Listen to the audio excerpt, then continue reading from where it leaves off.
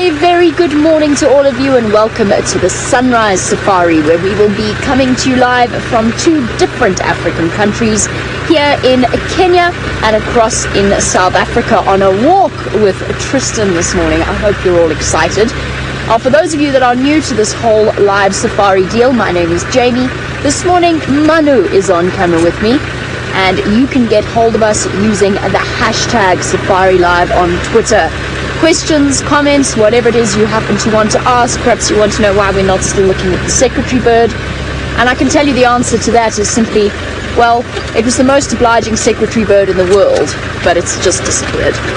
So this morning you will have the pleasure of our company for a while, because Tristan's obviously got to wait until it's light enough to go for a stroll through the bush. Makes sense, you don't want to walk into a lion in the dark. And whilst Taylor is out and about on the other side of the Mara River, she unfortunately is battling with various gremlins. So she's, if you picture Taylor at the moment with her notebook as she's swatting the gremlins away, that's what's happening on the other side of the river. Manu and I are fine though, we're having a great time. Certainly much drier than we were last night. I wish you could have seen us driving home.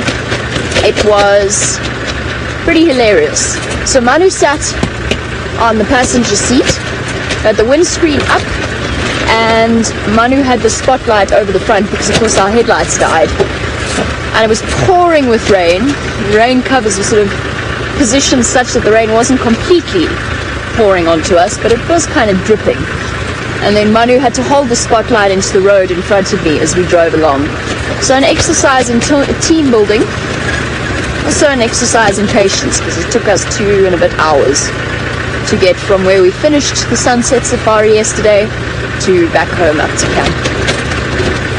We managed, we didn't crash, we didn't barely even slid actually, despite the rain. So because it absolutely poured last night, and it did pour, it poured for a good 3 hours, possibly more. Everything smells very crisp and very clean. And I just want to show you something, because it goes into the ecology of this area, and it goes into the effect that grass or that grazing has on grass. Manu, can we have a look at that area there, just in front, the dark green area? Now, those of you who have been watching for many years, or you've been in Africa, or you are in Africa, or in fact anywhere in the world, you know what it looks like when a fire's been through an area and then a couple of weeks later it's rained and the grass starts to come through and looks clean and green and beautiful? That's the effect that a couple of thousand wildebeest have had on this slope. When I started working here, it was dry Thermida grass. It was yellow Thermida grass as tall as I am. The wildebeest and the zebra came through, they munched it, and look at the effect that it's had. There's a fresh new crop of green grass. And that of course is because grass has evolved to be eaten. It's one of the ways that it propagates. So fire and grazing are all essential parts of the way that this ecosystem functions, and it's almost like a fire's been through here. That's what it looks like. After all the rains we've had, and there's been no fire, that is entirely to do with wildebeest grazing. But we can't leave it too long on that thought, because I want to pay a quick trip to the Angamas. But because the Angamas are so reliable in terms of where they are, we've got to go and steal our place in the queue. Otherwise we're going to be looking from the periphery. So let's get on with that. Go and check in with the Angamas, and then, I don't know, where would you like to go this morning? Within reason. I probably can't go to Tanzania. Maybe to the Mara River. We'll go look for Scarface. How's that? Go to the Mara, go and have a look at the prides around there, see if we can find a hyena or two. I think that sounds like a plan. I really don't want to do the escarpment road. I've done it to death in the last 2 days. Mostly in the dark, mostly in the rain. So we'll go along the river. How do you feel about that, Manu? Let's go. Oh, but there's our big boy. Let's go say hello to him first.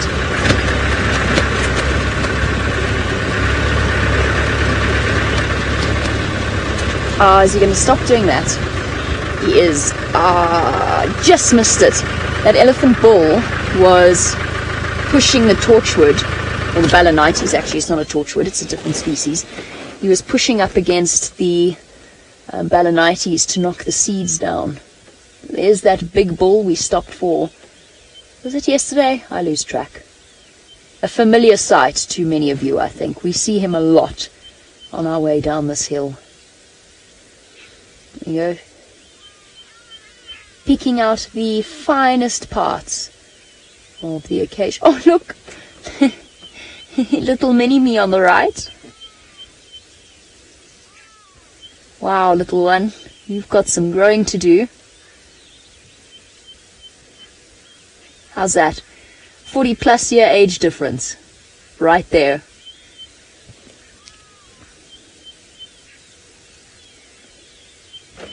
Right.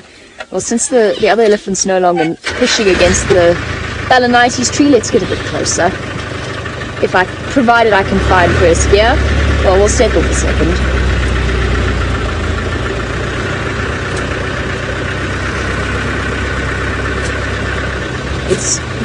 I think it's going to be a really beautiful day today. After the past few days, they've been a bit overcast, a bit sort of, well, lackluster. I think today's going to be spectacular. And if we get really lucky, I'll find you a white-headed buffalo weaver. They've been around here. I saw them yesterday.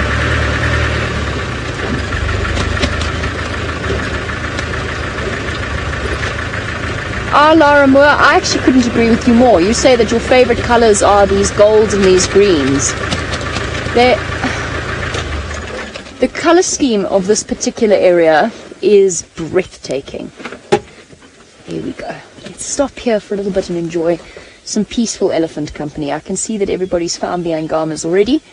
We'll go back in that direction in a little bit.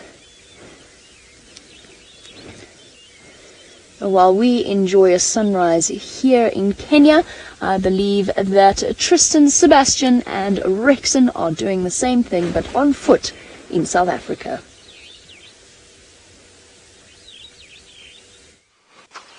Good morning everybody and welcome to our sunrise safari bushwalk this morning, which is fantastic news. It's good to be out on foot again and to be walking around in the wilds of Djuma. Now unfortunately we don't have a sunrise as Jamie suggests because it's very cloudy and overcast and quite dingy and cold, so it's not ideal for that, but for bushwalking it's absolutely perfect because it's not going to be nearly as hot as what we've had over the last few days. As Jamie mentioned, my name is Tristan and on camera today I've got Sebastian, and this is live, which means that you can ask questions if you want to, hashtag Safari Live or the YouTube chats. You can also just say hello if you'd also like to do that as well. Now this morning's bushwalk, what we're going to try and do, we're in the area where we had that young male leopard around Gallego yesterday. Well, we didn't have it, but we had alarm calls, we had tracks, and somebody saw it in the camp. So we're here just to see if we can't find some tracks, and I'm hoping that this leopard maybe is still somewhere in this general area. So we're going to try and have a little tracking mission this morning because it's still very dry and it's still not quite summer yet. The smaller things like insects and flowers are not too visible just yet. So we're going to try and do a bit of tracking and try and see if we can't find those leopards. Otherwise, we're going to try and look at anything else that's around. There are a few flowers on some of the bigger trees, so we know the Gowris are flowering, so we'll have a look at those and see if there is any insect life. It's slowly but surely getting better because we know in the evenings when we park our cars that the lights are on there and we can see the insect activity is slowly but surely increasing. So maybe we'll find some insects which will be really nice, but otherwise it's going to be great conditions to look at tracks and to follow tracks. So hopefully we will find tracks of something. If not leopard, maybe elephants. That would be really nice to walk into. It is a gloomy day, so we need to be a little bit careful this first half an hour because it's quite difficult to see things. You can see here's Gallego Pan and Rex walking in front there is just going to check around the pan and check if there's any tracks. But I'm hoping that this leopard maybe either made a kill here or has just decided just to hang out and sort of stay in a sort of low position around this general vicinity, and so hopefully we'll be able to find some sort of track that we can then follow and utilize for our own. But it is a perfect day for bushwalk, and it's so nice to actually be stretching the legs. As you all know, I like to walk and track quite a bit, so I'm super happy to be out and looking around and checking for things and just to feel a little bit more free. It's sometimes when we're on the vehicle, you kind of feel a little bit kind of closed, and when you're on the bushwalk, you kind of feel as though everything is open and you can feel everything around you. It really is quite nice. Now, when I was saying that we're going to come to Galago Pan and we're going to look for tracks and things like that, these are the kind of areas that you'd want to look for. So this is a patch of water that is right off the edge of the main sort of water hole, if you want to call it that. I suppose a pond is probably better. And you can see it's littered with all kinds of little footprints. Now, most of these are for impalas that are over around here. So these big deep holes that you're seeing over there are all impala tracks that where they've come and drank, and they like to drink on this edge where there's a small puddle, because it means they don't have to get close to the main water source where there could potentially be some sort of element of threat, and so you'll often find that. Also, this particular section is a great place to look for tracks because the soil is wet and therefore soft. So if I push in here, you can see I can leave a very distinct print, and so anything that walks here is going to leave distinct markings. So it's a great place to check first, and then from there, once you've looked around and you don't notice any tracks, then you can start going around the pan itself to check. But I know Rex has already done that, so there's no sign of the leopard that drank here last night. So maybe our leopard went further down towards Vuatella camp and down towards the Gowri dam. We'll have to see. To our northern side, we have to be a little bit careful because that's where the Angama pride was yesterday with the cubs, and we don't really want to go walking into a lioness with tiny little cubs. So we're going to probably leave that side for them to frolic around in. I don't know if they're still there. I know they went into Buffelshoek towards Tamburti Dam, but you never know. Maybe they came back last night. So we're not going to head too far north.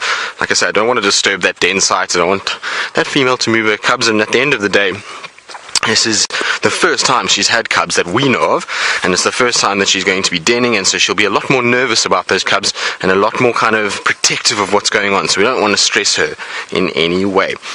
And for those of you that are wondering about Thandi last night, because I saw some of you were asking me about Thandi as to where she is and what happened and what she got up to last night. Well, after we kind of left her in the Milawati, she was lying down and she kind of lost interest in that daika, and then she was just sitting and starting to sleep, so we left her there and let her carry on with her evening. So hopefully she got a meal last night. We didn't follow her for too much longer. Like I said, she started to sleep, so we just left her there. Now, so Jake, you want to know what the best part about bushwalk is?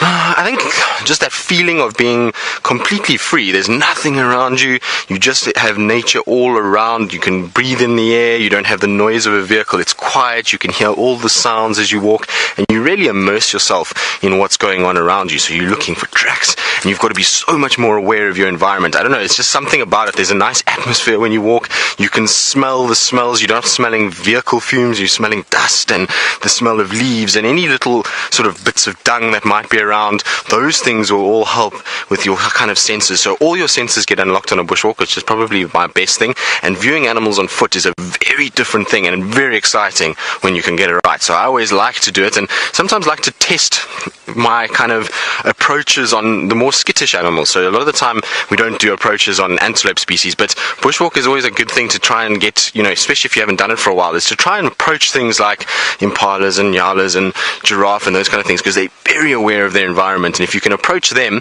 and they don't pick you up, then you should be fine to approach any of the large animals like elephants and buffalo and lion and leopard and those kind of things. So it's always nice to be out here and just kind of feeling the freedom of what we're doing and being immersing yourself in the bush.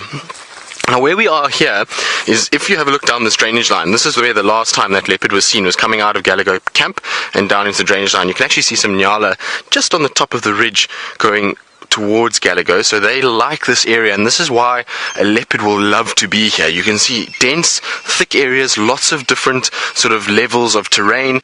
There's a couple prey animals, you've got water close by, so it is the perfect place for a leopard to spend time. And these nyala have a tough time of it because the leopards are here quite regularly, and you can see the nyala are quite sort of aware of what's going on. They actually didn't see us until I started talking.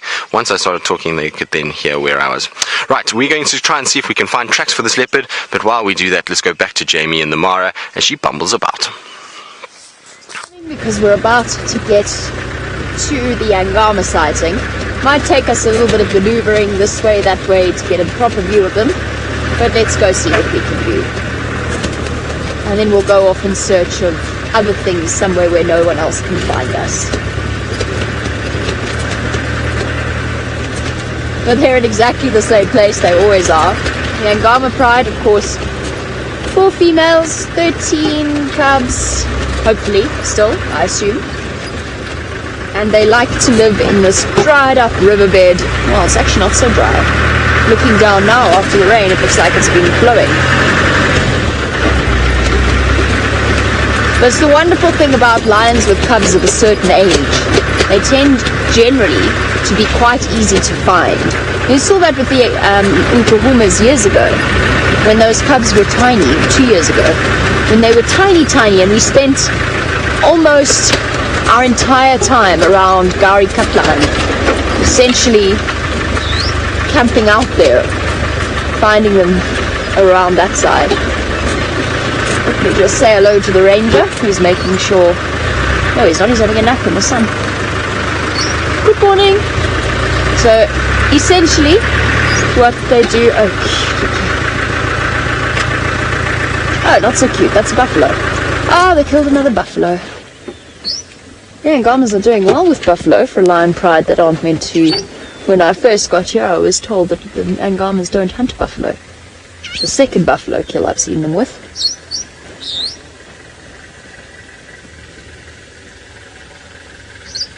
Looks like quite a fully grown female. The buffalo, that is, not the lioness. That's definitely a fully grown lioness. And that kill is 2 days old. Morning! So there we go. I'm going to settle here for now. Hopefully the cubs decide to pop out and come and have some breakfast. Just goes to show.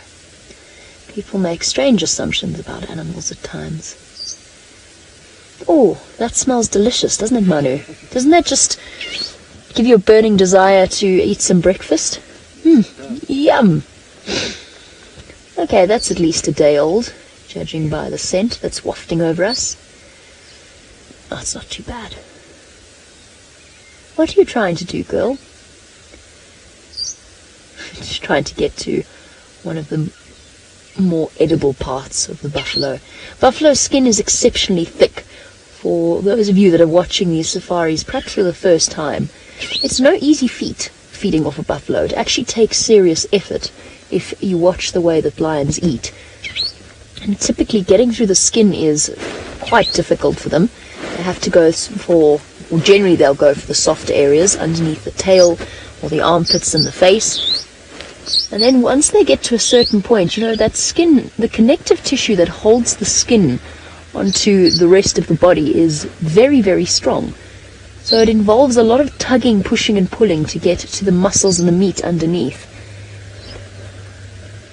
And sometimes it's just not worth the effort, is it, girl? Lions will go for the easiest part of the meal first, and of course the most nutritious, so the organs. The cubs will generally get stuck with the slightly less delicious parts, like nibbling on the nose and the face and the ears.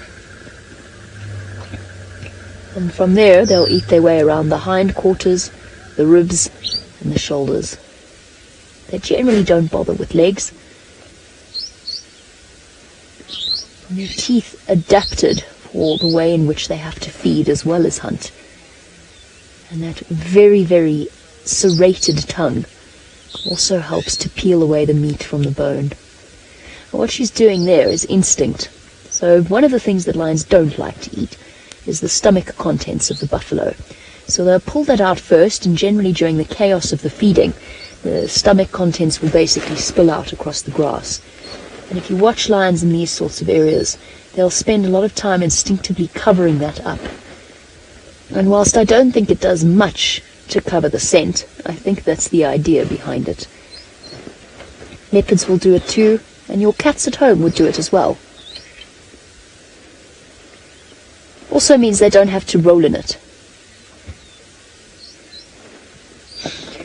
Joe, lions will survive in the way that all other animals do as well. So yes, if that meat is rotten to the point of being utterly, to us, unimaginable to actually feed upon, the lions will eat it. A couple of years ago when I first, we've been joined by a cub. How lovely. A couple of years ago, when I first started with Safari Live, it was just after that the Birmingham males took over. Morning. The Birmingham males took over the territory from the Matimbas. And during that time, the Nkahuma pride was basically running scared. And two of the females were separate from the rest of the pride, and I don't know if they killed a buffalo or if they actually found it already dead. But we watched them feed off it for 3 days, and let me tell you, by the end of that, in 40-degree temperatures, it was rank. It was green and slimy, and the lionesses stank after feeding off it. But they did feed off it. Imagine having an immune system like that. Imagine how sick we'd be if we fed off meat like that.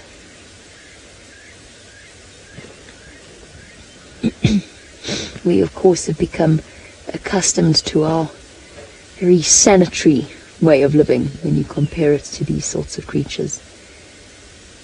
They've got to do what they've got to do to survive. You have to wonder about their taste buds, though. Does it taste nice when it's rotten? Or do they not even really register what it tastes like? Yes, you get that buffalo, little cub. Kill it! Kill it! Good job. Yes, that you're not quite big enough to take on a live one yet, but you can practice with the dead one. Boring. Go and find some cousins and siblings to play with. Look at the belly on that cub.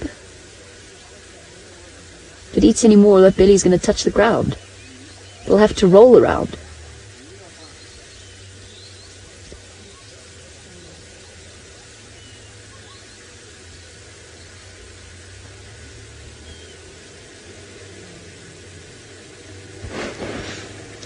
Okay. We're going to stick where we are for now. I think the rest of the cubs are probably further ahead of us, but we were not going to be able to get there.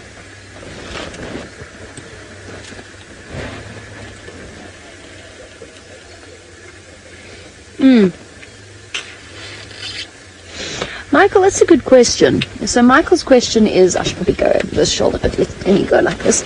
Michael, you want to know if the lions... Look, the lions will, in this area, will use the luggers, which is for those of you that are new, these sort of dried up river systems, in the same way that lions in Kruger use the paved roads. In other words, to make the animals fall down. Yes, I think more than that, I think that they utilize, yes, I think they probably would if they could, if they were chasing them towards the lugger. But most of the time, I think they actually use them to hide. Because when we first started working here, I mean, we've just spoken about this, the grass was as tall as I am. Great for stalking. Now, it's gone. And they have to use a combination of the bushes, like the one that they found over there, where they eventually brought that buffalo down, and the luggers. And if you watch lions and leopards stalking out here, a lot of the time they will dip down into the lugger, and then every now and again they have to sort of pop their heads up to see where the animals are that they're hunting, and then duck back down again. So I think it's a combination of cover and potentially making the animals fall down. The hyenas definitely use the rocks of the mountainous escarpment. And the roads as well. They still use the roads, even though they're not tarred. But the sides of the road are particularly high to discourage people from off-roading where they can't off-road. And I think that the hyenas have learned to use that as well, utilize that as well. Amazing the way that animals adapt in 2 different countries, 2 different ecosystems. Let's go back and visit the second of those.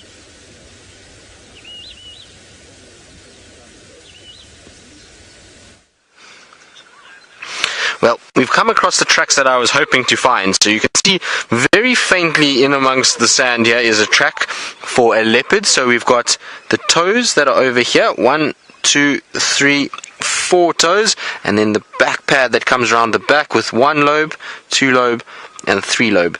Now this little track here is quite small in comparison to a big male. If I put my hand next to it, you'll be able to see just how much smaller it is. So this is for one of our young boys that walked here. It's either Tamba or Hosanna, difficult to say. I think it's more Hosanna because Tamba does have really big feet. So I would be surprised if this wasn't for him and this was more for Hosanna. I mean for sonnet and not tumber.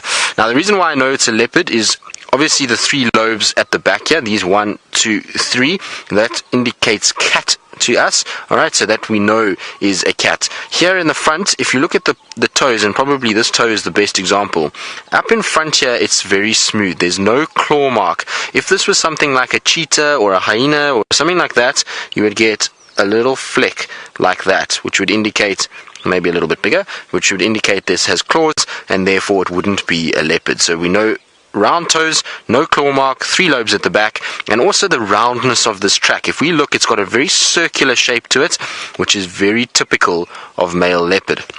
Now, the other reason we can use as a male leopard, if I follow this lobe at the back here, and I just take a circle and I go around like this, and I follow the edge of the track, you see it brings me back into the track, and we can make a perfect circle on that bottom left or bottom right. The left would be the exact same, and you'd get this perfect circle within the lobe. If it was a female, we would have had a far more angular sort of thing, and we would have had an angle that goes like that and like that. And I'm going to show you what I mean now. I've brought my book along, so I was saying that I'll bring my tracking book on drives, and I forgot, but I brought it now on bushwalk. So here we have our leopard tracks on my sort of right hand side. On top is the female track, and you can see what I was talking about with the angle. If you follow the pad round and you come this way, you get an angle off there and an angle off that back pad, and you get these kind of crossing effect. With the male, you can see that that pad is far more rounded. There's no angular marking or on the edge of the track. Also, if we have a look, and we had to divide the track up into lines, you can see with the male track the toes sit quite high up on the pad of this animal, whereas with the female it's a much lower section that you'll go right through the middle of the toes as opposed to the base of the toes, and you can also see a far more rounded track than this, which is a little bit more oval. So female on top, male on the bottom, which gives you a nice idea of the difference between the two. Now, Nina, who's been asking me about the cheetah track, and I promised her that I'd bring my book, I hope you're watching, because here is the cheetah track, and I want to show you the difference between the cheetah and the leopard track. If you look at the cheetah track here, look at how narrow that back section is. You've got a very small narrow piece. You still have the 3 lobes, but it is tiny in comparison to the leopard. The leopard is much wider. You can also see that the toes are way out in front, a big gap between the pad and the toes, and then those presence of claws in front. Alright, so that's a nice way to see the cheetah. You can see this is the front foot is slightly more round, but the hind leg is really very, very long, and it's quite easy and distinct to see. You don't really battle with this at all when you see them out in real life. They look completely different. This is round, it's quite neat, whereas the cheetah is very long, and those claws in front make the front edge of the track quite messy. So it's a nice way to look. They don't have the same sort of system as we do with the leopard and the lions, with the circle and the angular pad for male and female. A little bit tougher with these guys. You've almost got to look at size to be able to see male and female. It doesn't have that same, be able to differentiate from the back pad like we do with the leopard or lions. So there we go. That gives you an idea of what these tracks look like, and this is probably my favorite book for tracking. It's got the most accurate tracks that you can look for. All of these tracks were made from actual tracks in the ground. It's plaster Paris that was then scanned and photographed, so it really works nicely. Now, I wanted to show you my light system as well for our track, because when you're out on the bush, you've got to sort of innovate and make some sort of system. So we don't have a light on the camera, so we had to use my phone to give you a bit of contrast, because if I take my phone away, and there we go, now you can see that that track basically disappears. It becomes very difficult to see it. So that's why we used my phone earlier, which is a little bit of ingenuity. So I think it worked quite well. Seb, did it work quite well? For sure. It did. All right. Now, Patty, you're wondering what's going to happen if we come across a leopard. I think we're going to try and find out and try and show you if we can. But basically, leopards, it depends on the individual. So out here, we have a number of different leopards that are in the area. Yesterday, I walked into Tundi, and she's a leopard that's a little bit more on the unrelaxed side. When you see her on foot, she can be a little bit more aggressive. And it depends with her. She can either growl and hiss and flick her tail and tell you you're too close, back off, and you then go away. away and she's okay. Or you can come across somebody like Shongile or Hosana who just really don't care too much. They'll actually sometimes look at you and come closer. With Hosana particularly, he often likes to follow you. So if you've tracked him and you found him, he then likes to walk behind you and follow you as you walk along, which is pretty crazy. It's an amazing thing to actually see this leopard kind of following you around. It gives you a little bit of a creepy sense in a way, but because he's still young, it's okay. It's not too much of a stress just yet. But if that was a big male leopard, I certainly would be a lot more wary of what was going on. But while we've been sitting here and while we've been talking, there's been a lot of noise that's being made. I know Rexon is ahead of me. We had a monkey make a brief alarm call just now. There's been baboons shouting as well, and it sounded like a nyala barking, and I don't know if that's maybe as Rex is walking along, he's disturbing various different animals, but I think, oh, you're right there, Seb. So this is what one has to deal with in bushwalk. This here is going to cause a massive problem. You see these spiky things? So poor Seb almost fell. Luckily Seb is an agile character and has been doing his running and his gym and his stretching because he was able to avoid a rather nasty fall. But I'm going to try and catch up with Rex and try and head towards these alarm calls, because maybe, just maybe, there is something lurking around here and we can get lucky and try and find this leopard so we can show you exactly how they react to us. And while we do that, let's go to Jamie and her bird of prey in the Mara.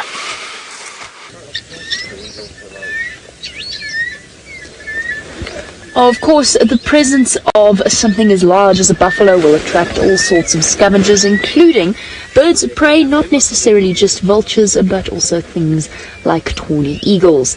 However, now that I've spoken about the eagle, please can we look at the guinea fowl, because they are thoroughly entertaining, and they just remind me so strongly of a story I wanted to tell. However, now of course they're making their noise, but there's a whole load of cars coming past us. Morning! The one guinea fowl is making such a noise. Let's see if it'll do it again. So there's a couple of youngsters there actually. You can see they haven't got the fully developed red crest of the adults and the blue face. They just look a little bit nondescript. I really want the adult to start calling again.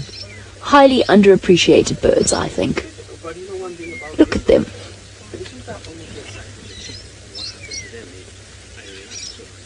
That combination of the black with the white dots actually starts to create quite a weird optical illusion after a while.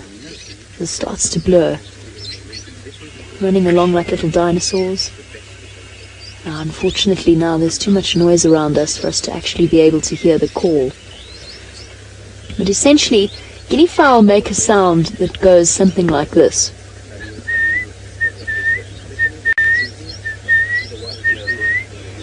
And they do it on repeat at times, which reminded me very strongly of a clock. And the story behind the clock, and forgive me those of you who have heard this tale before, we only have so many stories to tell. But once upon a time, my boss, before I was working here, decided that what our lives really truly lacked was a clock with bird calls. Every different hour had a different bird call. Some of them one was a fish eagle, one was an orange-breasted bushshrike. And I have to confess, something that makes me, I think, sort of the Grinch equivalent in the birding world. I don't like the call of the orange-breasted bushshrike. I find it a little bit grating after a while. That sort of... Let's watch these guinea fowl flutter up the wall while I tell the tale. Anyway, so the boss bought this clock, and we lived in a house with very, very little other noise and very few people in it, which meant that at night it was absolutely dead quiet until the clock struck 3 and the orange-breasted bushshrike would go off. Or the clock struck midnight and the guinea fowl would go. Until, of course, the clock's battery started to run flat. So that was irritating enough. Then the clock's battery started to run flat, which meant that, first of all, it got confused and started playing the wrong bird call for the wrong hour. It also started playing bird calls at random times of the day, so all of a sudden you'd be in the middle of some work and all of a sudden you'd hear guinea fowl coming from the kitchen. But instead of sounding like guinea fowl, it sounded something like this.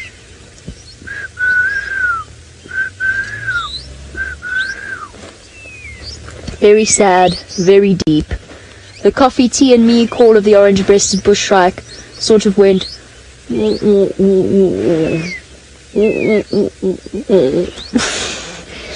Until eventually, my friend and I made that clock disappear.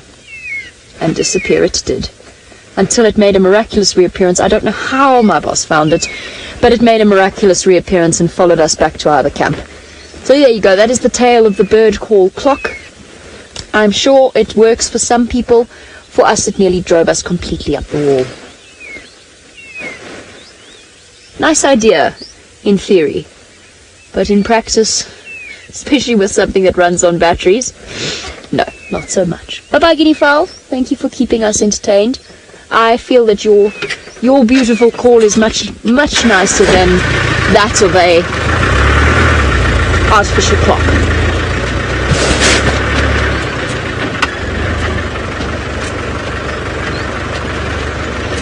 I'm going to make my way towards the Mara River to see what is happening there.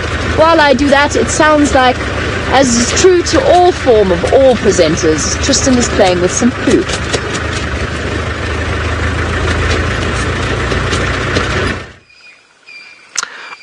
Well, yes, Jamie, I am playing with poop, but it's not poop that you really want to be playing with, so I'm trying to keep my distance from it, but it is just a really cool thing to have a look, because when we're busy out here tracking, everybody always thinks that we just follow tracks and footprints. In an area like this, you can see this substrate is very hard. It's very difficult to find a track. If I put my fingers down, you see a bit of a smudge, but there's not very much that you can actually see. It's hard, it's it's not really easy for tracking. But when an animal defecates, that can also help you and give you an idea that this animal is still around. Now, for some of you, if this was Hosanna, you may remember that he had a scrub hair. This will be what the scrub hair eventually turned out to be. This is a bit of bone over here that's inside there, and then we've got a bit of feathering, and that's unfortunately dried quite a bit since yesterday, but we've got a bit of hair inside there, and like I say, a little bit of bone. So this is what our poor scrub hair would have come out as after being consumed by Hosanna, which is pretty gross, but I suppose that's the way it is. Now, the reason why we know it's not fresh, there's a number of reasons. Firstly, its color has changed a little bit. You can see it's starting to kind of lighten in color, and that's because it's getting older. Also, if I tap it with the stick, you can hear it's hard. Alright, if this was fresh, obviously it would be soft. And the other big indicator is over here. You see that there is a leaf that is sitting on top of the dung. Alright, if it was fresh, this dung would have been the opposite way around and would have been like that on top of the leaf. Alright, so that would have been fresh. Leaf on top means that this was yesterday morning's dung where he had walked. So it's a nice way that you can also age tracks, is by looking for other signs, not just what you see in their footprints. You've got to use a lot of other telltale things, and with leopard, their dung is a hugely important one. Often the tracking that I've done on leopards, dung has been one of the ways we've found them. And so this was for our young male. Again, you can see there's more footprints here on the ground as he's walked this way. So he must have been on the dam cam at some point yesterday morning, but we just missed him, unfortunately. I still haven't caught up with Rex yet because I've been so busy looking at dung and at footprints that I haven't really paid attention. Careful there, Seb. Seb's got a buffalo thorn that he's now trying to deal with, which is a delightful plant. It really is not the best thing in the world to try and walk past. It's called a wachabikkie here in South Africa, which means wait a bit. Now, wait a bit, or wach is the Afrikaans word for wait, and bikkie is for a bit, and it's because of a hook thorn that grabs you. And when you walk into buffalo thorn, exactly like what happened to Seb there, is that you end up in a situation where you kind of have to stop and then you've got to walk again. So that's why it got its name, wachabikkie. But it is a beautiful, beautiful part of the world to be walking. I know there's the lodges in the background here, but I really like it here. There's a lot of interesting terrain. There's a monkey as well. You see the monkey on top, Seb? So not only is there nice trees and interesting terrain, but there is also monkeys on top of the jackalberry trees. And that's the monkey that probably shouted just now. It only shouted once, so I don't think it saw a leopard or a predator. When these guys see predators, they go absolutely crazy. They'll start shouting non-stop, and that particular monkey hasn't really said too much. And for those of you that don't know what monkeys these are vervet monkeys. And they are the only small monkey we get here in the Sabi Sands Game Reserve. So you'll find them commonly around camps, up in big tall trees. They like things like jackalberries, scotias, anywhere where they can get a lot of elevation. And from up there, you can imagine how far these guys are seeing. It's quite incredible, their eyesight. And I've seen these guys alarm calling at leopards that are 800, 900 meters to a kilometer away, so they really are able to see incredibly well. They have binocular vision with two eyes on the front of the head, much like us as people, and you'll also find that they have a very black face. Now that black face is because these guys are active more during the day, and so that just helps to reduce glare, and they can see really well in the daylight hours. And they're a huge source for us to find animals. When we hear them alarm call, we know, okay, something's around, and we can just follow up in that area, and generally you can find some sort of a track or something. And the other reason why it's in that tree is not only for a security point of view, but it's because the jackalberries have been fruiting. There's a number of other birds in there, and so it would have probably gone there to eat the jackalberry fruits. So Sandy, you're asking whether the baboons, how they react to me on foot, and would they ever go after me. Sandy, in my experience, no, baboons are generally quite scared of us on foot, and that's because we try and keep them out of the lodges. So they cause a lot of destruction in the lodges, from pulling thatch to breaking glass, and so we try and chase them a lot out of it. And so they've become quite nervous of us as people. So they see us and they try and then move away and try and get out of the area and try and find somewhere else to go. But if you had to get between them and a baby, or you had to in some way get them hyped up, they can be dangerous. I've heard of people being attacked by baboons regularly, especially in places where they've been fed and now somebody comes along with food and doesn't give it to them. In the way that baboons work is, if you feed them once, they then believe that you're submissive to them, and so if you don't feed them the next time, they're taking that as a challenge, and they can then be very aggressive to you. But out here in this particular area, if we saw baboons, they would see me and they would start running away, and they would try and go and get into a tree quite far off, look at me, and as soon as I got closer down, they would go into the next tree. And so we don't have to worry too much about baboons here. But in places like Cape Town, where they've been fed, that's where you've got to be a little bit more careful with them, and you've got to worry and just watch what you're doing and make sure that you don't get yourself into a bad situation. Sept, let's go this way, because we're going to get caught ourselves into a big deep thicket. So we're going to try and just negotiate into a slightly more open section that Seb can walk a little bit better. Ages, you're asking if monkeys steal a lot from our camp. Well, yes, they do. They're a naughty bunch, and Seb and I have both had monkeys in our rooms countless times, and they come in and they steal everything and they break everything, and then when they've finished stealing and breaking, then it's time to defecate and to try and basically make an absolute mess of your room. So we do have that. And then in the kitchen, the baboons and the monkeys have actually learned how to open the windows of the kitchen, and they go into the windows and they then basically steal what we have, which is not very pleasant at all, and it's really quite frustrating when you come back to the kitchen and there's an absolute mess. And I feel so sorry for Happiness and Amanda, because all their produce and all their stuff gets taken away and gets broken. And a lot of the time with monkeys is they'll bite something and then they just throw it down. They don't actually even finish it, so it's not really very pleasant at all. Now, talking about monkeys and feeding and jumping into kitchens and stealing food, it sounds like Jamie Patterson has taken after the monkeys here in the Sabi Sands and has decided to have breakfast with a biscuit. And this in no way implies that she is a monkey, but let's go and have a look and see her eating her biscuit. Don't have any problems in the Mara with monkeys coming into camp, but every now and again we get a buffalo visitor. Now, luckily it doesn't happen too often, but if it was perhaps the size of this little buffalo, I don't think we'd be too fussy. Isn't it gorgeous? Fluffy little creature. Horns just starting to show. See the way that buffalo calves feed. Another tale that I've told before, but seems appropriate now. Buffalo calves don't really go in from the side when...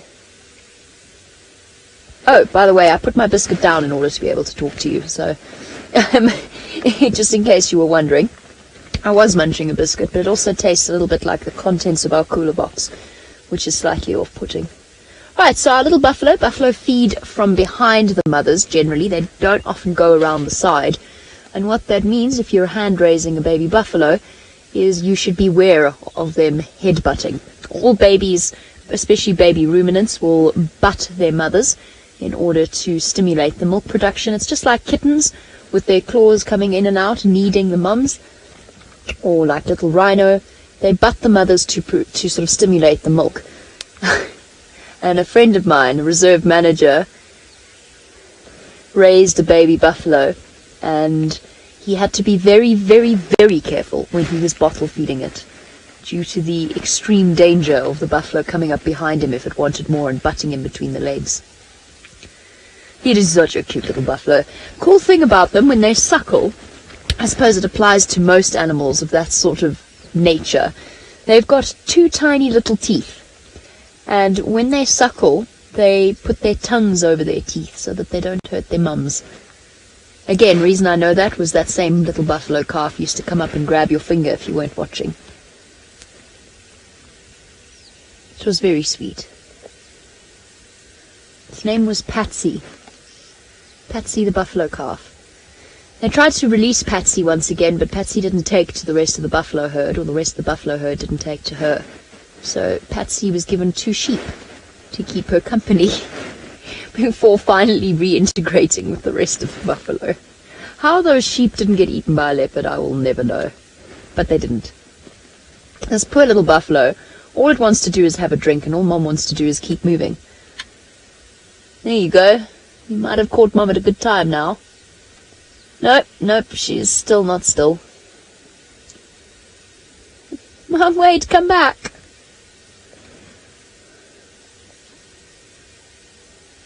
Odie farming. I think that calf is probably about a month old, give or take.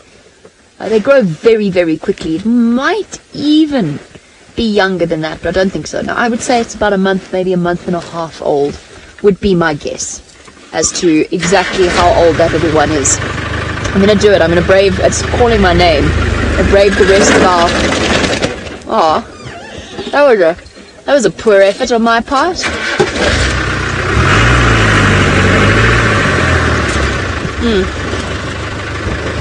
Burger flavored digestive biscuit. The thing is, with these hours, constant snacking is essential. Fortunately, we are very well fed.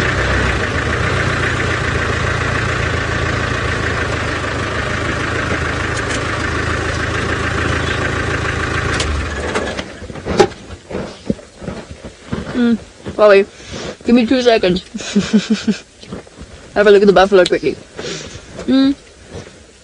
Looking at that little one, William, you want to know if this is the normal calving season. I think this is quite a late calf. But yes, there will be a peak birth around the wet season. So around about, and if you look at some of the other calves, they would have been born around about May or so, which is a great time. The rains have finished, the grass is green.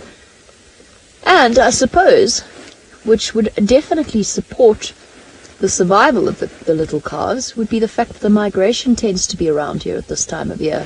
Be interesting to find out whether or not there's a connection between calving and the arrival of the migration. Because the lions are completely distracted by the thousands of wildebeest. They might not be as interested in hunting a buffalo calf. Why bother? Buffalo are dangerous, wildebeest are much easier. That, of course, does not apply when the migration is not in town, as we've seen with the Angamas not far from here. In fact, it was probably this buffalo herd that lost a member, given their proximity. Lots and lots of yellow-billed oxpeckers, just to point them out quickly, hopping around on the backs of the buffalo. Far more common here than they are in South Africa. We see them all the time. Juvenile on the left with the black beak. And there we go, the adult with the half yellow, half red bill. Yellow-billed oxpeckers. Performing a very useful service for the buffalo. Oh, if somewhat irritating. Personal space boundaries.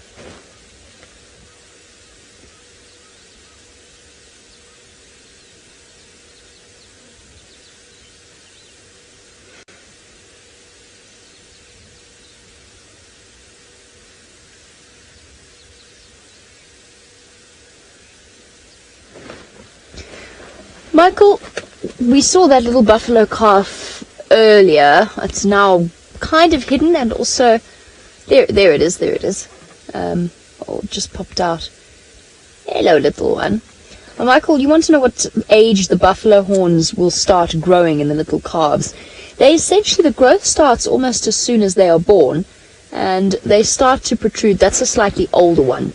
They'll start to protrude within a month. And if you watch the impalas, it usually takes them around about 3 or so months to start coming through. The little baby buffalo will have tiny little stumps by the time they're a month. And by the time they're a year old, they've got the sort of almost upward-facing horns. They haven't quite got the full curve. But it'll take... Oh, there we go. If we have a look there to the right, we can see different stages of calf-buffalo growth. Buffalo-calf horn growth. There we go. That one's at least 6 months old. It pays to grow fast if you're an antelope or a bovid of some description out here. Get big as quickly as possible so that they're less of a target. Buffalo milk is not as rich as cow's milk. Again, the only reason I know that was bottle feeding buffalo calves many years ago. You absolutely cannot give them cow's milk. It doesn't work.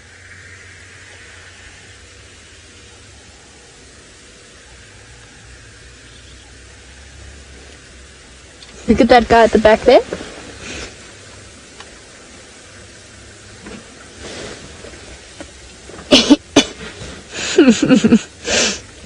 He's having a great time. He's found himself a little muddy wallow. Oh, not even that muddy. And was having a little bit of a roll around. Lovely question from one of our younger viewers, Ava, who is 6 years old. Ava, thank you for sending through your question. Now, Ava, that's a very good question, and I should actually talk about that more often. So Ava's wondering, well, why do buffalo have horns? And the answer to that question, Ava, is for 2 reasons. One is so that they can defend themselves from something like a lion. So if a lion comes through, they can chase them away. And then the big males have horns because, well, they want to fight with each other so that they can actually go and follow a female. So there's competition to get a girlfriend. Okay, while our buffalo enjoys the results of the huge amount of rain that we've had recently, of course it is the dry season back in South Africa. Let's go and see what remains of Woyatella Dam.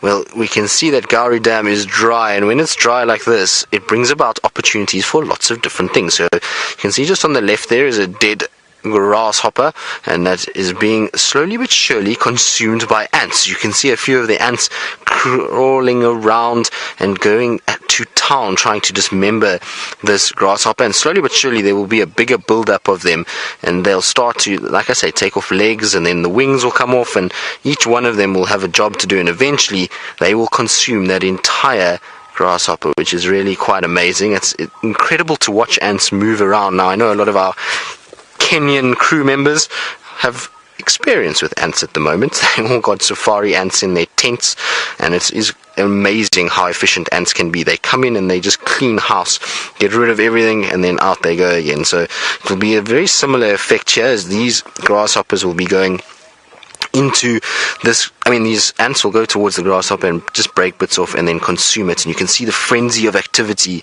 there. I'm sure that's a piece of the grasshopper that they're all busy feeding off and getting their little bit and eating and using their mouth parts to break off small little chunks. And I really love coming to dams like this because there's so many little things that you can see. There's often interesting tracks around. You've got lots of little insects that are congregating, particularly at this time of the year where there's not much water. This is the place where insects will congregate because this is where they can get at least some sort of moisture. So it's really cool just to sit and watch them. And look at how quick these ants move around. It is amazing to watch. There's also a couple little flies involved there. I think those flies might end up getting eaten as well if they get too close to the ants.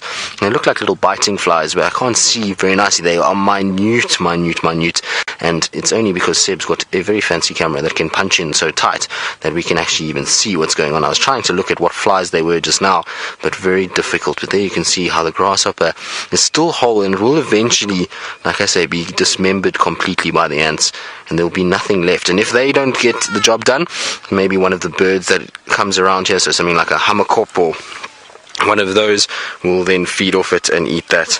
I know ground hornbills would also be quite happy to find a grasshopper like that. Now, when we are in areas like this, we, like I say, often look for signs of things as we walk around. The dam edge has got so many different little tracks and signs, and it really is quite amazing to watch and to look. Now, the interesting thing is over here, I saw just now, if you come and have a look, it's quite difficult to see, but in places you will actually find where little insects have walked along. So you see the little holes there. Now that sometimes can be holes for things like water scorpions as they've crossed over mud. It's difficult in this case to actually see what particular animal has done this because it's been disturbed by a lot of birds. So you can see where the lapwings have moved around and they've walked all over the place. So they've kind of squashed parts of these tracks.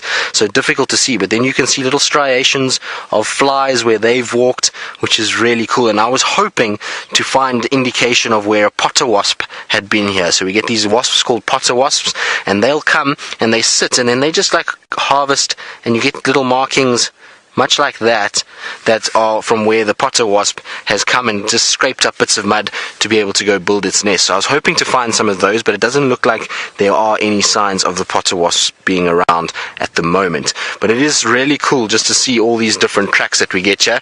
And there's another very nice track that is probably the best example that I could show you of a track in mud, and that is for a hyena. You can see the hyena stood here, and because the mud is so soft, it's gone deep in, and you can see a perfect imprint of what a hyena track looks like. So if we have a look here, you've got a circle where the toes are, toe, toe, toe, and if you look inside there, you can see even the claws where they dug in, and then the back pad here with only 2 lobes on the back. And what happened is this animal actually stood over here, and because of how soft it is, it's then slipped forward, and that's dug itself in, and that's why the claw marks are so evident on the front tips of those toes. Once it slipped over here, you can see it did a quick roundabout turn. Here's the next footprint over here, and out it came, so that it didn't slip into the mud even further. Animals like hyenas don't really want to slip into mud. They don't want to end up with a situation where they're going to get stuck, and you'll find that they'd rather go around and then into the water. Not that they're afraid of water.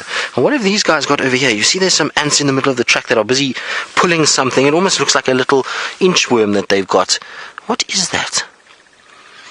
That's very interesting. I don't know what it is. It's very bendy, whatever it is. Maybe it's a bit... It must be a worm of some sort, because the way that the ants are grabbing it, it seems to have a life of its own. So I'm not 100% sure what that is. It looks wormy. Seb, any ideas? It looks like a worm, doesn't it? Like a small little... Yeah. Hopefully it's not like a tapeworm or something like that. We don't want those anywhere near us. Oh, here's a spider as well, Seb. Sorry, I'm like a kid in a candy store when I'm around these dams. But here you can see a spider, look there. Just sitting in the cracks of the mud. It really camouflages so well, and the only reason I saw it is because it just popped out of the crack. How cool is that? Look at the camouflage that this individual has. It's got this very sort of grey coloration. That's very cool to see.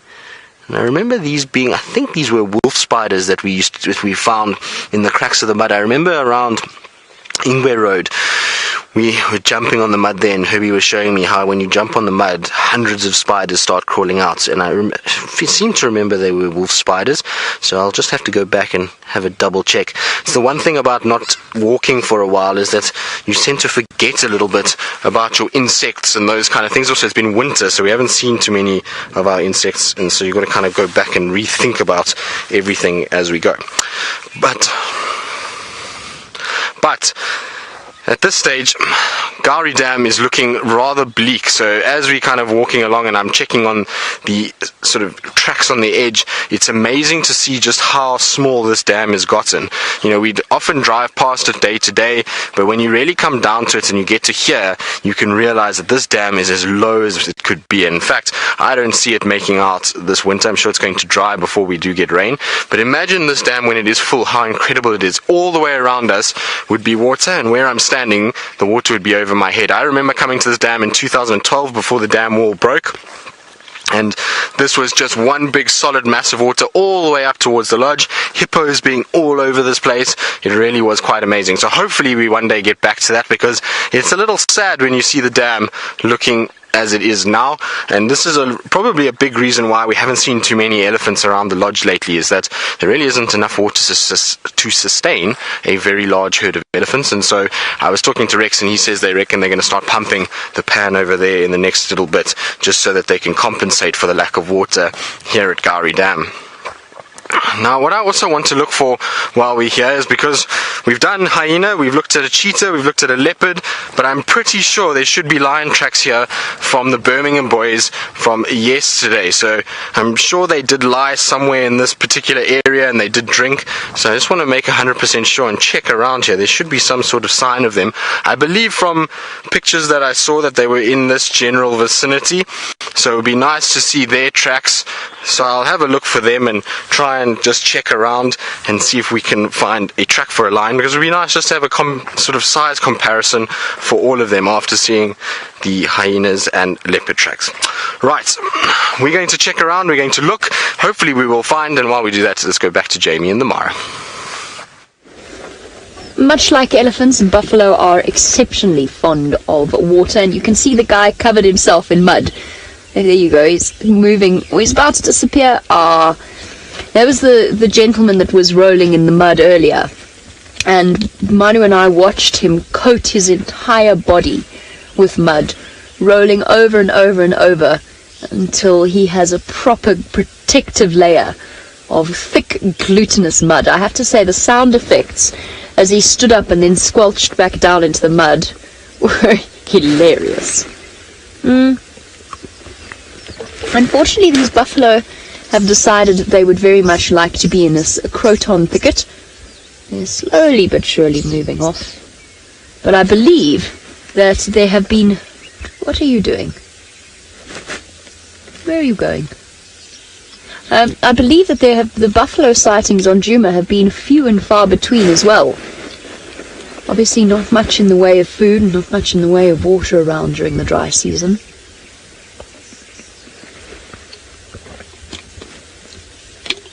That's just from chatting to our various friends who are still working there.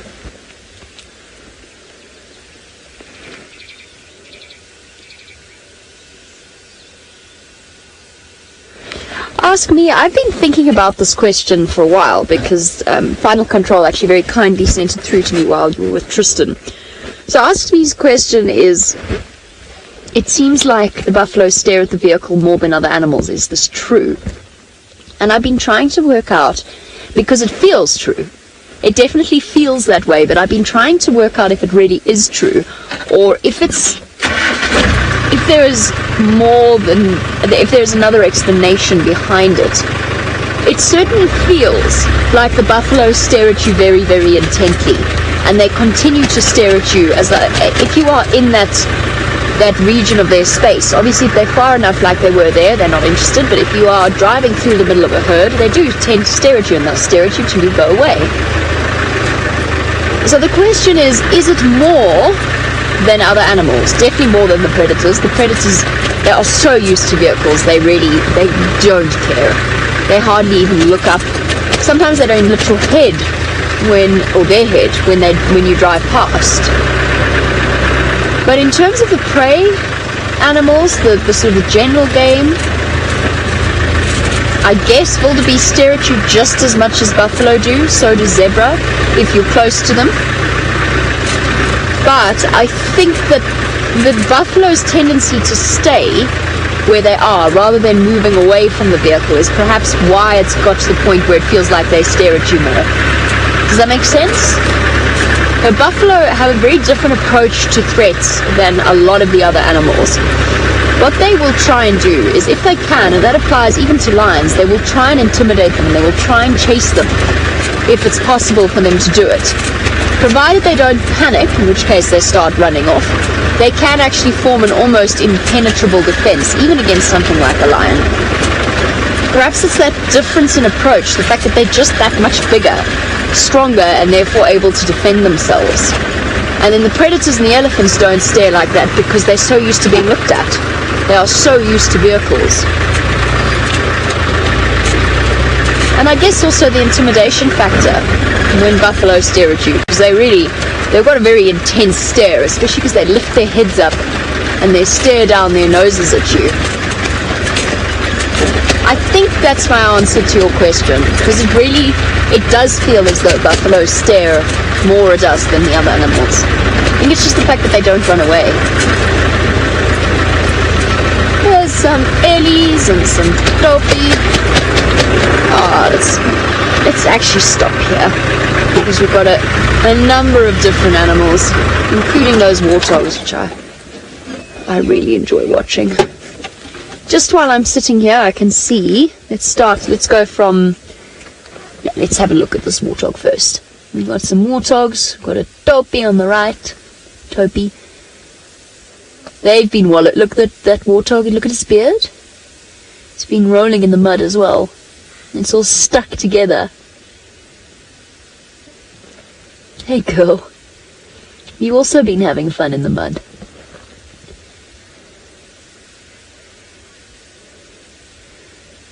My goodness, I thought this would never happen. Happy days, joy, and all those sorts of happy feelings. Let's go back to Taylor. Let's go across to Taylor so that she can say good morning.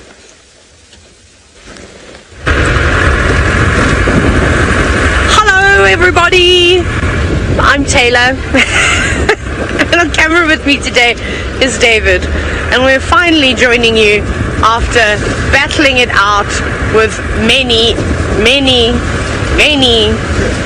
gremlins. Which way we're going? Woo! So slippery out here. We're having lots of fun though, and it's fantastic. We're having the greatest time. Now, we did have one problem. I'll tell you about all the sightings that we had, but first up, David and I have run into a small issue this morning. Is that we have a cooler box with all our supplies in it, food to keep us going for 2 days, and unfortunately the apple juice, the real apple juice, the one that comes from the fruit, something happened to the box and it leaked over everything. So now all we have left are they're soggy sandwiches, which I don't think we'll be eating, and now our actual food supply consists of Cocoa Pops, which is a chocolate flavored cereal. We have got digestive biscuits covered in chocolate. We also have chocolate. So Darby and I are going to be on a sugar high for the next 24 hours as yes, our diet is not going to be particularly healthy. Luckily we've got water though, so I suppose that's not too bad. But so yes, lots of fun out here, slipping, sliding, of course, as you just saw. We had lots of rain. We sat in the rain for maybe about 3 or 4 hours last night. It bucketed down. Maybe, I'm going to say this area must have had about 25 mils of rain or so. The roads are completely saturated, which is good. The grass is nice and short, so it's going to grow back well. We've seen thousands and thousands and thousands of wildebeest and buffalo, so many buffalo and zebra, all down in this southwestern sort of corner. And I'm getting covered in mud now.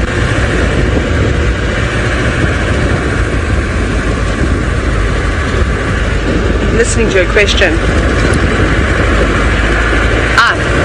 Now, a question from Patty as we drive along. I had to concentrate for that one, just because it's quite windy out and then I can't hear anything. Anyways, Patty wants to know if any of the Safari Live crew keep journals of their adventures. Yeah, up here most of the time. James writes a lot though. Obviously James has written many books and they're hysterical. They're really funny, of his adventures when he was a guide.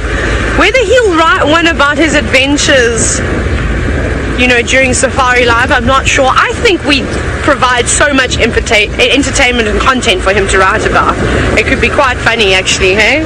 I think he should do that. James, please write a book about us. Otherwise, no, I don't really think so. I just tell you all the funny stories when they happen anyway. But yeah, it would be a good idea, wouldn't it? We go on some serious adventures here working for Wild Earth. It's incredible. It's definitely, I think the last year has been the highlight of my guiding career so far. I've met the most amazing people. I've seen the most unbelievable things, and I get to interact with all of you. So for me, this has been the peak of my guiding career so far. There's so many animals down there. I don't know what they are, if they're buffalo or wildebeest just yet. We'll get around that side eventually. We moved away from the herds though. I'm sure we'll bump into some more along the way. We did have lions this morning. I think it must have been the Sala's pride, some of the lionesses. They were quite close to Sala's camp, and it was beautiful. They killed a wildebeest. We must have just missed it, and they were eating it. It was lovely. And we also found a leopard, which was really cool. I don't know if it was a male or a female. It was definitely a young cat. It looked quite big, so it could have been a young male. Now Chantel's telling me to link to someone. I don't know who I'm linking to, but I know that they've got a creature with 8 legs.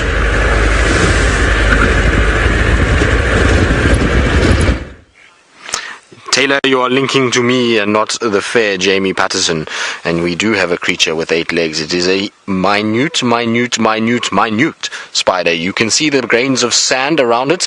It is about the same size as those grains of sand. It is really absolutely tiny. I can't even see what kind of spider it is. It looks like maybe a green lynx spider, a very small one, but I promise you it is almost impossible to see. If it wasn't for the fact that it was green, we would not have noticed it at all. And I'll give you an indication of just how tiny this is. I'm going to try to put my finger right next to it. I don't know if my finger is going to come out. There is the tip of my finger, and that is the size of the spider. So that spider is absolutely minute. That is really as small as it gets, and it's difficult to be able to actually see what species of spider it is, because I can't see nicely on the camera screen from my angle, but it looks like it might be a little baby lynx spider, green lynx spider. So how cool is that to see? This is the thing about bushwalk, is that you would never ever know. You drive past this dam, you'd be like, oh, there's nothing here, but we've seen spiders already, or 2 different species. We've had ants eating grasshoppers, and it all happens when you're close to the dam. Now there's one other thing that I wanted to show you, because if we have a look here, this area over there, we have a massive paw print. So I was showing you leopard tracks earlier, and I put my hand next to it, and we saw the hyena track with my fingers. But if I put my hand next to this male lion track, look at the size of that track. Look how big it is. It is massive. Now, of course, this sand is quite soft, so the size is being exaggerated slightly. But if you have a look at the back here, 1, 2, 3 lobes coming round, and then the 4 toes. So this is one of the Birmingham boys that's walked here, and his track is huge. We know that it's also from yesterday because we saw them on the dam cam, but I often tell you that if you see sand and particles of soil on top of the tracks, it means that they're not that fresh, except when they're standing in mud like this. And the reason why that is if I push my hand down and I lift it, look at that. You see how much mud I've got on my hand? And so as he's lifting, that soil is basically drifting onto the track itself. So especially big particles like this, as he's pushed down and lifted, so big particles will sit on top. I mean, most of it should be fairly flat, but you will see a little bit of this in muddy soil like this. Now, Sammy Jane, you're wondering why the spider would be so green. Well, generally the lynx spiders are on green vegetation, so they're going to be sitting on green leaves or on a bush or some sort of plant, and they will actually blend in incredibly well. If you put that tiny little spider onto any one of these Gowri bushes with a green leaf, you're going to have an impossible time trying to find it. So they do have a situation where they're camouflaging. It's just at the moment there's really very little for them to get from the trees. There's not many insects moving around, so you might find that spider's come here and is now hiding in the cracks and hunting the small insects that are landing here for water. Remember, insects also need water, and they'll come and they'll get it from the moisture in the mud. You'll find flies often doing that, and various other insects, and so it can use this as a place to then be able to hunt. Now, interestingly enough, there is a dead fly close by to this spider. Not that I think the spider killed it, but there is a dead fly, and I wonder if the spider is going to come and have a little feed on it and scavenge off it. It'll be interesting to know know if these lynx spiders do scavenge, because that's the fly, and then the lynx spider is just to the right of it. Well, what I think is a lynx spider. It's very difficult to tell, and there's the fly, and so maybe it's going to scavenge. You can see the little green dot next to the fly, and it just gives you an indication of just how small that spider is. Maybe it's going to take the opportunity to feed off a fly that's close by. But very cool to see. There's not something that we see every day, that's for sure. Now, there's two other tracks that I want to show you before we leave Gowri Dam. I know we've been doing tracks excessively this morning, but there are two quite cool tracks that I want to show you. The one is a track that was requested, but I can't remember now, Megs, exactly who it was. So if you can just tell me who wanted to see the Egyptian goose track, then I will be able to tell them. Nina. Was it Nina? If I got that right? Or with a B? N or B? D with Dina. Dina, okay. I wonder if it's Dina who was out here on safari recently. If it is, hello Dina. It's nice to hear from you. So here is our Egyptian goose track. You can see it quite clearly in the mud. So the back of the track sits over here.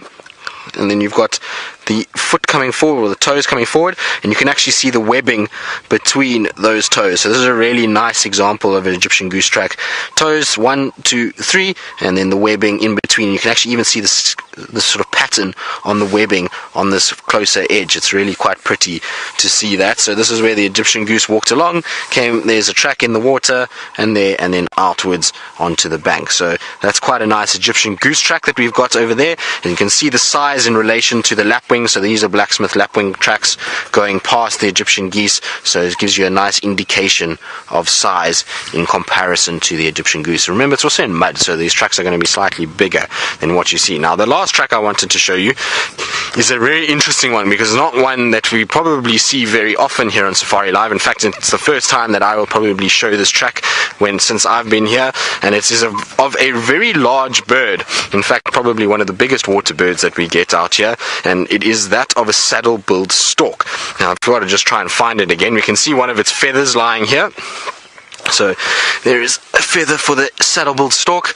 And look how big that is. So this will be one of the primaries off the edge of the wing, and they would have used this. It probably came out while it was grooming itself, and using that big beak, and the feather dropped. You can see it's covered in mud. It's very tatty, so it's been here for a little bit of time. When did we see the saddle-billed stork? About a week ago. No, not even a week. Not even a week, like 4 days. Yeah. But this feather's taken a bit of abuse since then. You can see lots of mud on it, and not in very good condition at all. So we'll probably leave that here, because it will at least be absorbed in some way or blow away. Now I'm trying to find the saddle-billed stork track, which was right here near my feather. That's why I left the feather. Oh, there it is. So if you have a look here, I was talking earlier about size of tracks. This is the lapwing again, so the 3 toes of the lapwing, and it's a nice common denominator. So you can see there's my finger next to the lapwing track. But then if we glance over just to the left, you can see a massive long toe going this way, and 1, 2, 3 toes coming this way. And I'll put my hand there.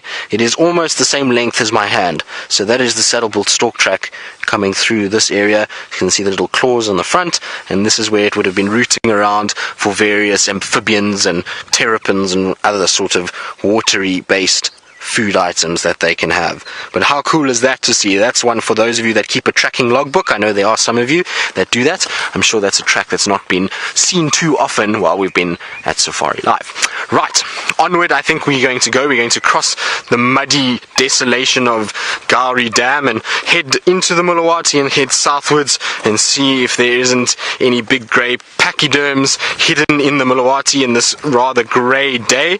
So that's what we're going to head off and try and do, and we're going to cross, like I say, the craters of mud and try not to fall, because they are very uneven. You can see Seb, well, you're right there, Seb.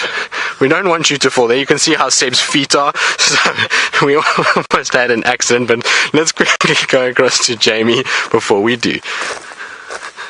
To myself, I have these grand plans for the morning, and then I get distracted by something and I go down a different road, and then we never really get to where I was planning on going. But I guess that's half the fun of being out here, especially on mornings like these, where we have no specific goal in mind. We're just exploring the Mara, enjoying the morning. It's not a bad way to spend the day. Every time, so we have a number of different phrases or lines or comments that people make when they meet us and they find out exactly what it is we're doing when we're driving along. And one of the standard lines that people say to us is, "It's a tough job you guys have." I mean, can't help but agree. We are very, very fortunate in what we get to do every day. Sure, sometimes you're tired, sometimes it's a bit stressful, but it's special. And I wish I kept a journal.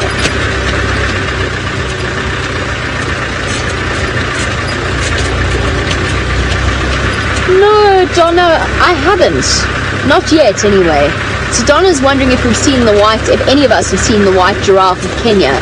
We haven't. Well, I certainly haven't, and I don't think any of us have. The only likely candidate would be Scott, just because he spent quite a lot more time in Kenya. But I don't think even Scotty has seen the leucistic giraffe of Kenya. Perhaps one day we'll get to share it with you. Melanistic serval, one of the things I'd love to show you. The leucistic hyena that are just to the south of us in Tanzania. Would love to go and see. And yes, the white giraffe as well. And it must be such a rare thing to see, because of course, generally speaking, that kind of recessive gene is not favored out here. It doesn't pay, trust me, I know, to have pale skin out here in Kenya. The sun is strong, and the effects that it has on those sorts of animals, first of all, they stand out like a sore thumb to predators. That bright white is very, very clearly visible. And secondly, it does make their skin that much more vulnerable to damage, sun damage. So it's rare. That's why it is such a very rare thing to be able to see.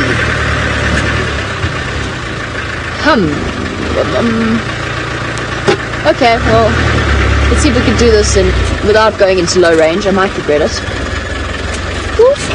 Oh. I regret it. I regret it immensely, but that's okay. We won't get stuck. There we go.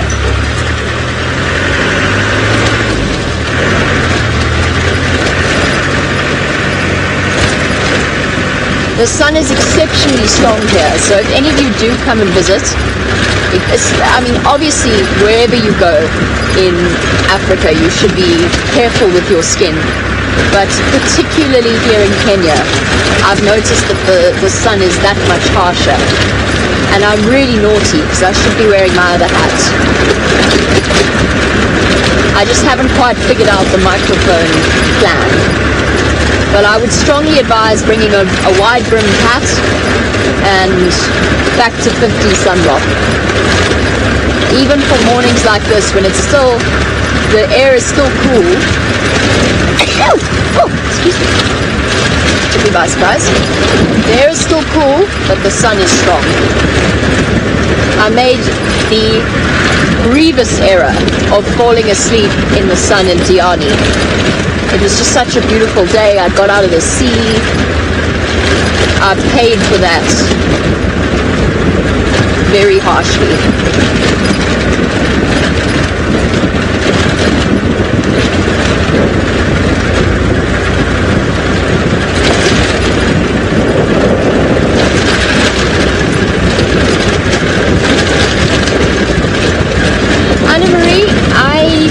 There have been sightings of the Musketeer Coalition. I haven't been, honestly, I've just been too busy to try and keep up with the social media behind that. They're very often seen, frequently photographed, and you'll find there are lots of postings on social media. We are in contact regularly with the researchers with the Mara Cheetah project, so they do keep track of them. Obviously, D'Artagnan's got a collar on him, which helps to keep track of their movements. I know Taylor's on the other side of the river for the next day and a half, so hopefully, fingers crossed, she manages to find them somewhere around there. It would what was interesting was just how lucky we've been with those 5 boys, because the researchers shared the collared data with us, and they've spent have spent a large portion of this last year outside of the Mara Reserve and in the conservancies. So we have been unbelievably fortunate to have spent as much time with them as we have. But I know that Brent is also planning on going across to that side of the river today, and he will be looking for them. He'll be looking for the 6 nomads around the marsh pride. Somebody has been so naughty, but that is awesome. Intimidating, but awesome. I know for a fact that hippo skull was scattered when I last drove past here. Somebody's had a little bit of fun. One of the rangers probably just put it up in an intimidating pose. That, or the hyenas are really a lot smarter than we give them credit for.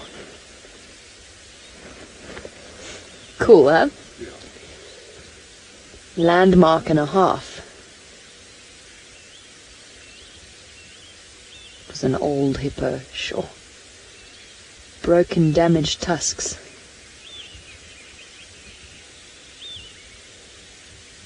I suppose it could have been gnawed on by hyenas, but I think more likely it was just an old hippo. Okay, on that intimidating note, let's get to the river. Let's get to the river. I haven't made it there once since I got back to work.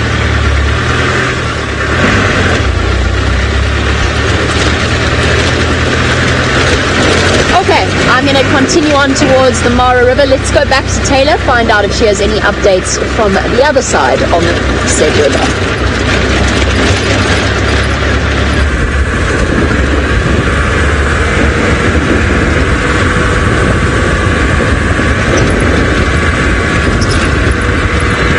Maybe it goes like that. I think so. There's a road there.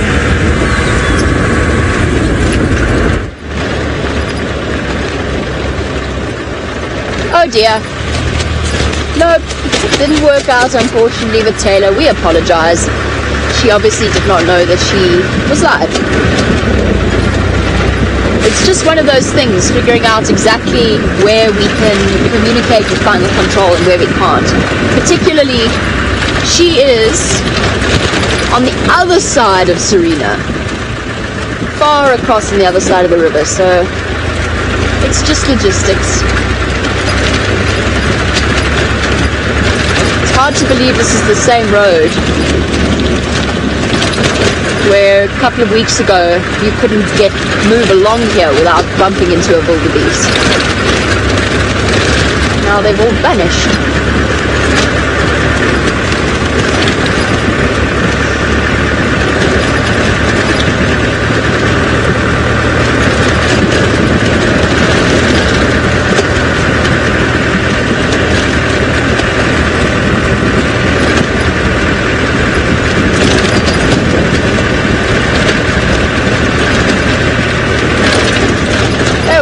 We stopped briefly to look at an intimidating hippo skull. It sounds like Tristan's also found the remains of animals.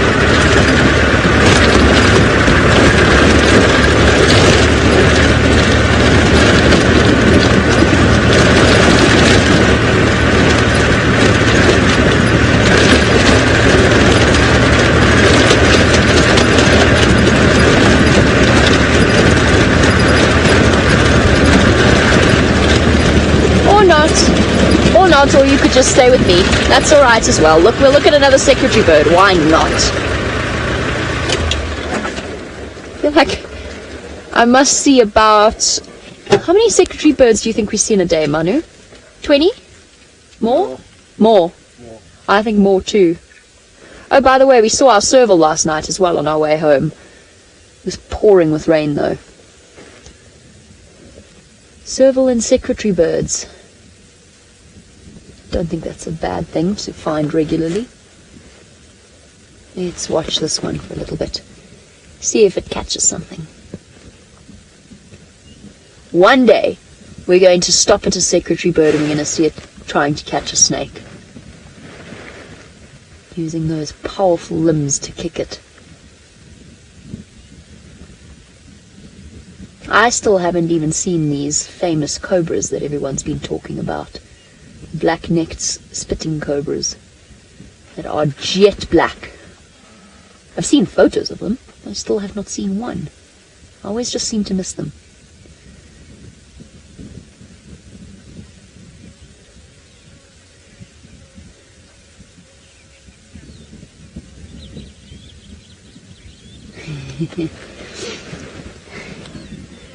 I know, isn't it wonderful? James Richards says that who would ever have thought that secretary birds would be a regular on our drives these days. Secretary birds and servals, can you believe it?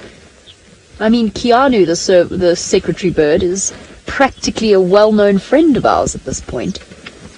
I see him every time I go and look for the sausage tree pride.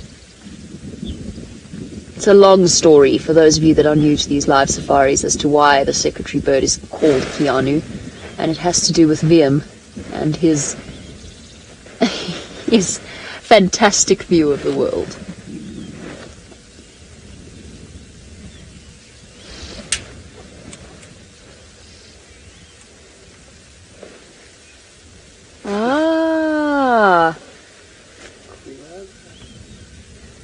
Maritza, that secretary bird reminds you of Corella de Bull.